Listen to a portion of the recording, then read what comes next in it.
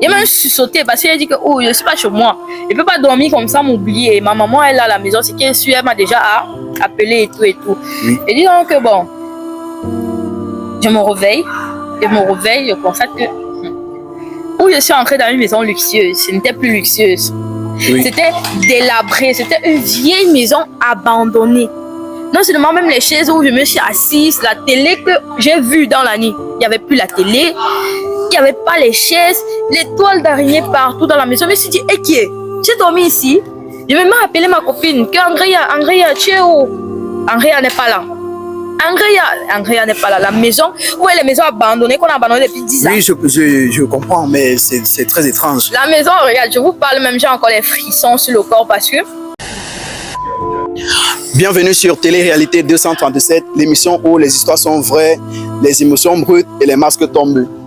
Aujourd'hui, on reçoit une femme très courageuse qui a décidé de venir s'exprimer à l'émission. Si c'est la première fois que tu tombes sur ma vidéo, n'hésite pas de liker et t'abonner pour les prochaines. Alors, bonjour madame. Bonjour. Vous allez bien? Ça va un peu et vous? Ça va super. Ok, est-ce que tu peux te présenter à notre audience? Bon, moi c'est Francesca Podka. Je suis entrepreneuse dans le genre, je me cherche et tout et tout. Et je donne l'âge. Ok, résidente dans quelle ville? Lopom, Basson. Ok, d'accord. Ok, raconte-nous déjà comment tout a commencé du début jusqu'à la fin. Bon, en fait, c'est l'histoire d'une amie et moi que j'ai rencontrée il y a de cela déjà 4 à 5 mois. Vous voyez un peu. Et ma copine, en fait, c'était une fille qui me soutenait beaucoup. Elle était avec moi. Elle prenait même un peu bien soin de moi et tout et tout. Et en fait, le truc qui est un peu louche dans cette histoire, c'est que c'est une fille avec laquelle elle venait chaque fois chez moi. Vous voyez un peu. On faisait les sorties et tout et tout. Parfois même elle venait dormir chez moi et tout et tout. Mais maintenant, j'ai trouvé une faille. Pourquoi? Parce que la fille n'acceptait pas que moi je vienne chez elle. Elle venait chez moi, on faisait les sorties, on mangeait, on sortait comme les copines, les amis. Oui. Donc, elle ne voulait pas que j'arrive chez elle. Maintenant, un jour, je me suis forcée parce que non, il faut que j'aille chez elle parce que c'est pas normal une amitié où c'est juste un côté. Oui, je comprends. Elle dit non. Bon, elle a dit si il faut que je force pour que j'arrive chez elle. Elle me dit non, je vis à Bonaprison comme je suis à Lopom. Elle dit non, Bonaprison est loin. Toi aussi, tu vas venir loin ici. Elle dit bon, toi tu viens chez moi, loin à Lopom, mais pourquoi moi je vais pas venir chez toi, loin à Bonaprison et tout et tout. Elle me dit bon, d'accord, viens.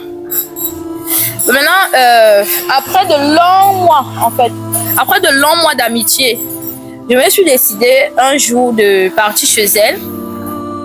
Tout bien, on a fait une petite sortie. En soirée, j'ai décidé, bon, on va rentrer chez toi et tout et tout. Bizarrement, ce jour-là, même, elle a accepté. Tu vois un peu. Oui. Elle m'a accepté que, bon, allons chez toi et tout, allons chez moi et tout et tout. J'ai dit, d'accord, il n'y a pas de souci. D'abord, que c'est ça que j'attendais depuis. Après même 2 mois d'amitié, hein, j'ai dit, bon, d'accord, il n'y a pas de souci, allons chez toi. Elle accepte. Il arrive chez elle. Bizarrement, elle avait une grande maison. Très luxueuse, propre. Donc du genre, c'est comme si tu étais au State, mais tu es au Cameroun. Wow. Elle dit, mais tu as le genre de maison aussi, mais pourquoi tu n'aimerais pas qu'on fasse toujours les chills ici, les sorties ici, que de marcher, aller toujours dans les snacks, les restaurants, mais pourquoi tu n'aimerais pas que nous faisons souvent les sorties ici? Elle dit, non, c'est que ma famille dérange et tout et tout. J'ai dit, d'accord, il n'y a pas de souci. On a bu, on a fait une soirée cinéma et tout et tout. Voilà où l'histoire devient louche. J'ai dormi avec la fille. D'abord que bon, je vais un peu te couper pour un instant. Pendant ce temps, tu n'avais jamais remarqué, ou elle ne t'avait jamais présenté un proche d'elle, personne, ni rien? Non, j'avais jamais vu les personnes de sa famille. Jamais. Elle était très cachetière de son côté.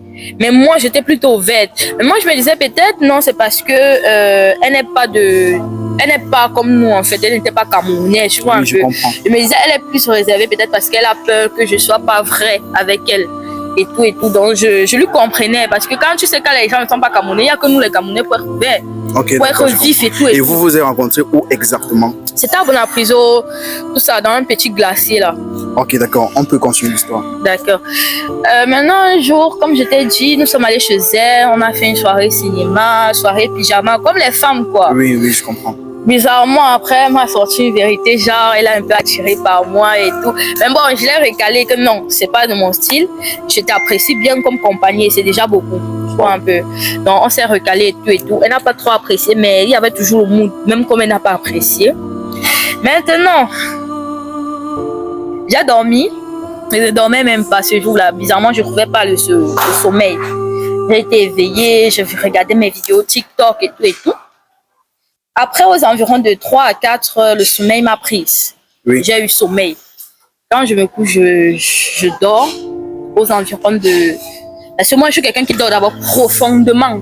Quand je me suis endormie, j'ai franchement dormi, je me suis réveillée dans les 8 à 9 heures. J'ai même sauté parce qu'elle a dit que oh, je ne suis pas chez moi. Je ne peux pas dormir comme ça, m'oublier. Ma maman, elle est à la maison, c'est qu'elle suit, elle m'a déjà appelé et tout et tout. Oui. Et dis donc que bon, je me réveille. Je constate que où je suis entrée dans une maison luxueuse, ce n'était plus luxueuse. Oui. C'était délabré, c'était une vieille maison abandonnée. Non seulement même les chaises où je me suis assise, la télé que j'ai vue dans la nuit, il n'y avait plus la télé, il n'y avait pas les chaises, les toiles d'araignée partout dans la maison. Je me suis dit, eh, qui est? J'ai dormi ici. Je vais même appeler ma copine, que Andrea, tu es où? Andrea n'est pas là. Andrea n'est pas là. La maison, où est les maisons abandonnées qu'on a abandonnées depuis 10 ans? Oui, je comprends, mais c'est très étrange. La maison, regarde, je vous parle même, j'ai encore les frissons sur le corps parce que la maison était du genre, c'était une très vieille maison. Tu sentais qu'elle a été abandonnée même pendant plus de 10 ans, même 10 ans c'est petit.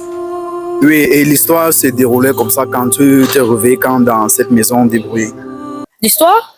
L'histoire s'est déroulée quand dans cette maison débrouillée où tu t'es réveillé. Ça s'est déroulé quand Ça fait combien de temps en fait? Ça fait déjà 3 mois. Parce qu'on a duré en amitié.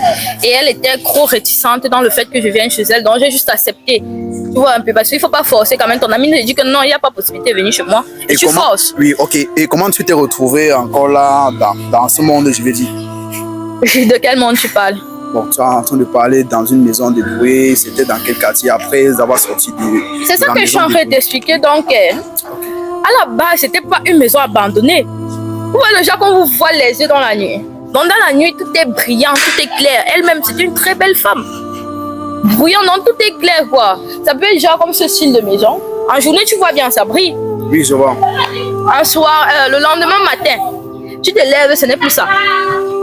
Et jusqu'à présentement, donc tu ne sais pas où est passée ta soi-disant bestie et tout. Non.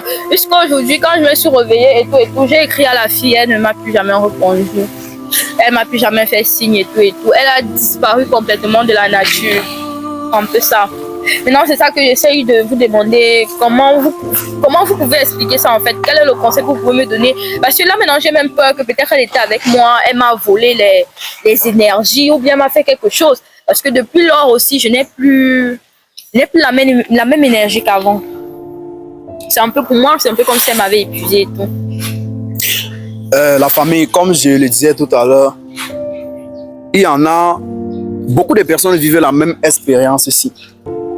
Mais n'ont pas le courage de se tenir même et en parler. Et voici une jeune femme qui vient se présenter aujourd'hui. Elle demande votre avis, elle demande le conseil, elle demande comment est-ce qu'elle doit faire. Dans la famille, moi, je vous ai dit, tout ce que je fais ici, c'est pour sensibiliser. Et moi, je n'ai pas droit à la parole, c'est vous qui avez la parole.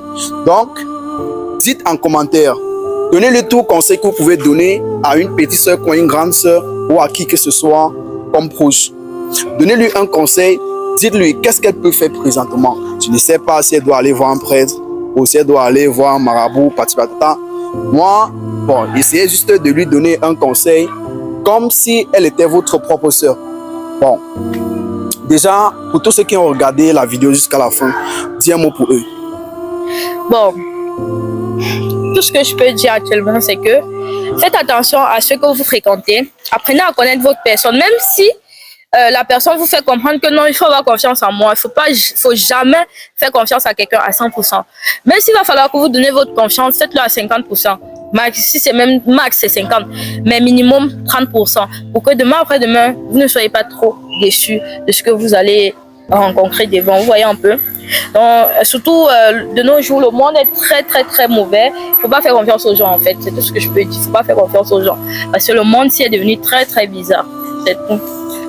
Ok, d'accord. Dans la famille, je dois poster la vidéo et sachez que vos commentaires sont très nécessaires. Vos commentaires sont pris en considération. Donc, elle sera là en commentaire elle-même. Elle va venir lire les commentaires et elle va venir prendre conseil en commentaire. Donc, ce que moi je vais dire, c'est que jusqu'ici, je vais juste garder son contact et au cas où il y a un souci, je ne sais pas s'il y aura encore, oui, s'il y a des conseils et tout, ou bien un retour, je dois l'appeler pour me rassurer si elle se porte bien ou pas. Donc, c'était la fin de la vidéo et n'oubliez pas toujours de liker pour m'encourager et partager la vidéo, c'est très important. Abonnez-vous la famille. C'était Télé-Réalité 237. On est ensemble.